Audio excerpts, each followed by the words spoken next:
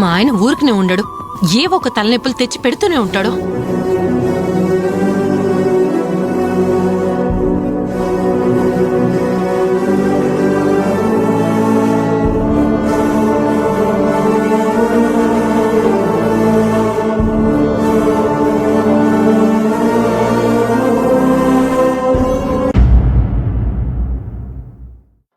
ఉందిలే మంచి కాలం ముందు ముందున అందరూ సుఖపడాలి నందనందన ఉందిలే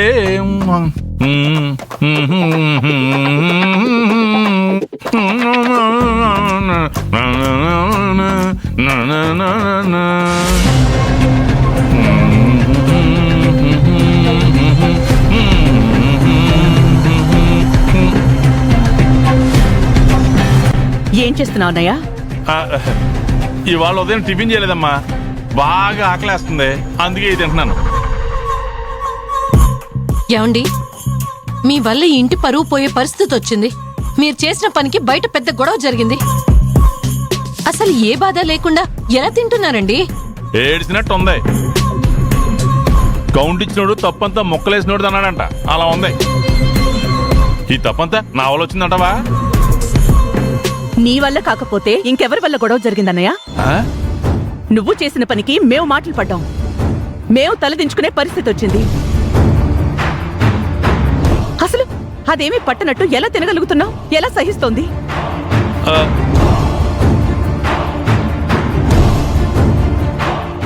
నీ వల్ల లలిత అన్ని మాటలు పడింది అని తెలిసి కూడా ఇంత నింపదిగా ఎలా ఉండగలుగుతున్నావు అన్నయ్య? ఎలక్షన్ లో నిలబడింది లలిత చెల్లెమ్మా, ప్రచార ఖర్చులు కట్టుకునేది లలిత చెల్లెమ్మా, మాటలు అనంటమేంటమ్మా? నేనేం చేశాను? ముమ్మాటికి నువ్వే చేశావన్నయ్య.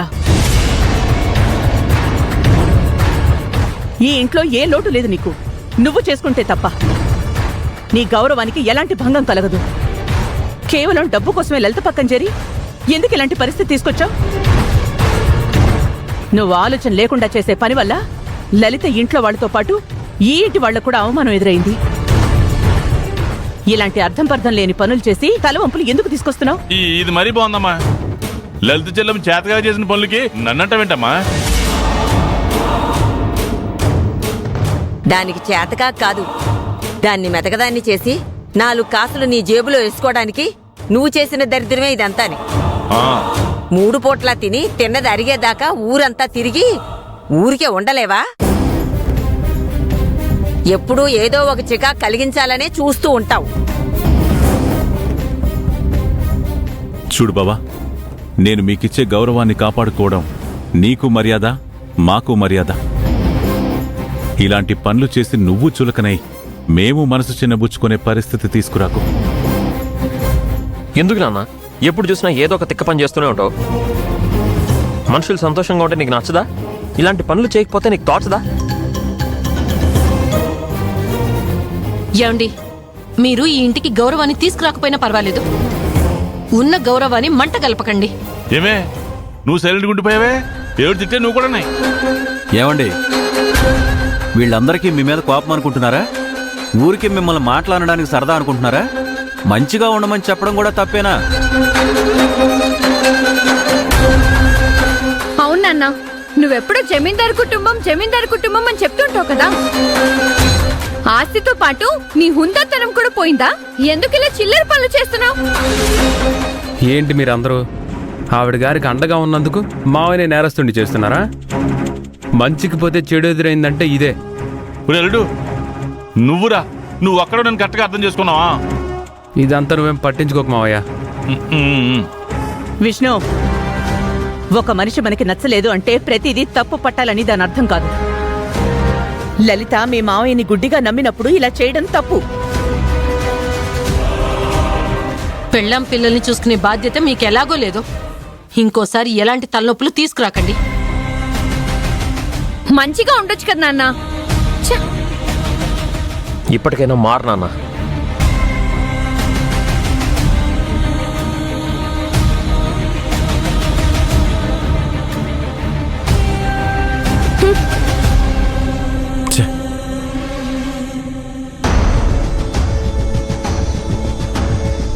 నేను ఈ ఇంటి అల్లుండన్న మర్యాద ఏ ఒక్కరికి లేదు.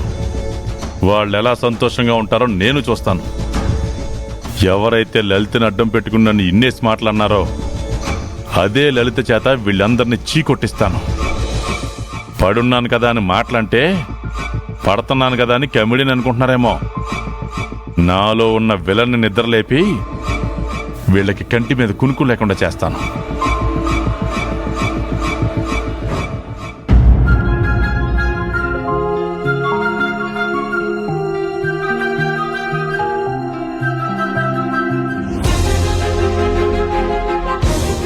అన్నపూర్ణమ్మ గారు డబ్బిస్తే తప్ప మా బాకీ తీర్చలేరు.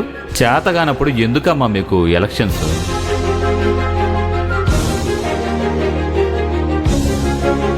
ఇందాక జరిగిన గొడవలో అత్తయ్యని వాళ్ళన్న మాటలకి వేద చాలా బాధపడిందని తన మొహం చూస్తేనే అర్థమవుతుంది. మనిషి కనబడడం లేదు, మాట వినపడడం లేదు. కోలిపోతూ కూర్చుందేమో. లోపలికి వెళ్తే ఏముంటుందో, పలకరిస్తే ఏముంది ఎడుతుందో ఏంటో.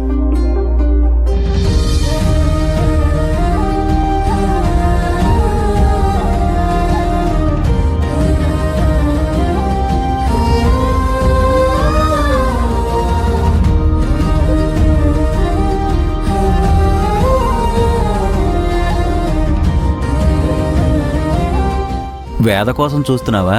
అవును మా. కాదు కాదు కాదు మా, నా బండి తుడుచుకుంటున్నాను, కనిపించట్లేదా? ఎవరికి చెప్తావురా నీ కథలో? నీ బండి ప్లేస్ మారింది, మనసంతా లలిత వదిన ఇంటివైపే ఉంది. నీ మనసేంటో, నీ మనసులో వేద మీద ఉన్న ప్రేమేంటో నాకు తెలీదా అల్లుడు? అయినా ఇదంతా ఎందుకు అల్లుడు? ఇంట్లోకే వెళ్ళి మాట్లాడొచ్చు కదా.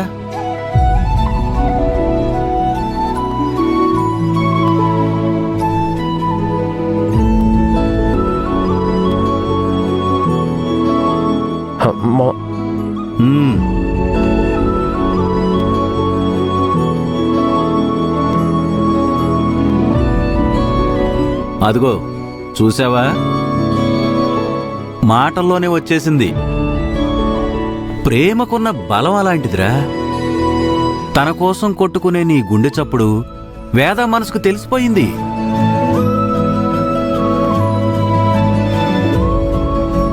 అందుకే నీ ఎదురుచూపు ఫలితం తను నీ కంటికి కనిపించింది.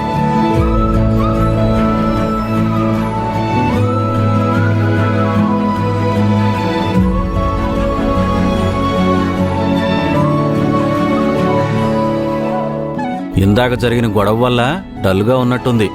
వెళ్ళి పలకరించకూడదు?